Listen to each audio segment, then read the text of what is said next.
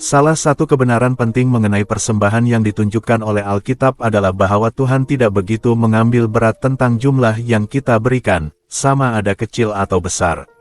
Sebaliknya, Dia menghargai kadar yang kita berikan secara berkala dari apa yang kita terima daripadanya.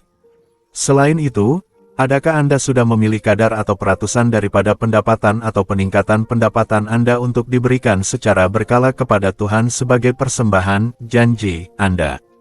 Peratusan itu seharusnya mencabar kita, membawa kita untuk belajar berkorban seperti Yesus dan hidup oleh iman. Mungkin ini adalah masa untuk berhenti sejenak dan bertanya kepada diri sendiri, adakah saya pernah membuat pengorbanan sebenar untuk tujuan Tuhan pada suatu ketika dalam hidup saya? Kita mengasihi Dia karena Dia terlebih dahulu mengasihi kita. Mengenai tema ini, Ellen White menulis, betapa besar pemberian Tuhan kepada manusia. Dengan kemurahan hati yang tidak pernah dapat diatasi, Dia memberi, supaya Dia dapat menyelamatkan anak-anak manusia yang memberontak. Orang yang benar-benar mengasihi Tuhan tidak akan menawarkan kepadanya hanya perkhidmatan bibir.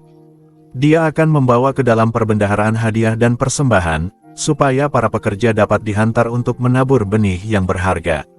Setelah bertahun-tahun bekerja keras dan berjuang di India, mubalik berbangsa Scotland bernama Alexandre Duff kembali ke tanah airnya untuk menghabiskan hidupnya di sana. Dalam satu pertemuan, dia berkhutbah dan merayu kepada rakan-rakannya untuk maju ke hadapan untuk meneruskan pekerjaan di sana. Apabila tiada sesiapa yang merespon, dia mendesak dengan penuh semangat sehingga dia pingsan semasa di mimbar. Semasa seorang dokter memeriksa tanda-tanda vitalnya dan memintanya bertenang, Alexander Duff tiba-tiba membuka matanya dan berkata, "Saya mesti kembali ke mimbar. Saya perlu meneruskan seruan itu." Dia kembali ke mimbar dan meneruskan seruan, adakah Scotland tidak lagi mempunyai anak-anak untuk menyahut panggilan India? Dia bertanya. Selepas menunggu seketika dalam diam, tanpa ada yang menjawab, dia akhirnya berkata, "Jika Scotland tidak mempunyai pemuda untuk dihantar ke India, saya akan pergi lagi sendiri, supaya orang-orang di sana tahu bahwa sekurang-kurangnya ada seorang lelaki Scotland yang masih mengambil berat tentang mereka."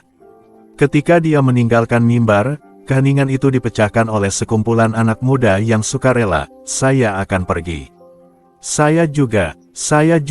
Dedikasi Alexander terhadap pekerjaan Tuhan didorong oleh pemahamannya tentang pengorbanan Yesus yang dibuat untuknya di kayu salib. Kesaksiannya memberi inspirasi kepada kita untuk memberikan yang terbaik untuk tujuan Tuhan dan mengembalikan persepuluhan dan kadar pendapatan yang bermurah hati serta mencabar sebagai persembahan, janji. Marilah kita meletakkan keinginan kita yang terakhir dan Tuhan pertama.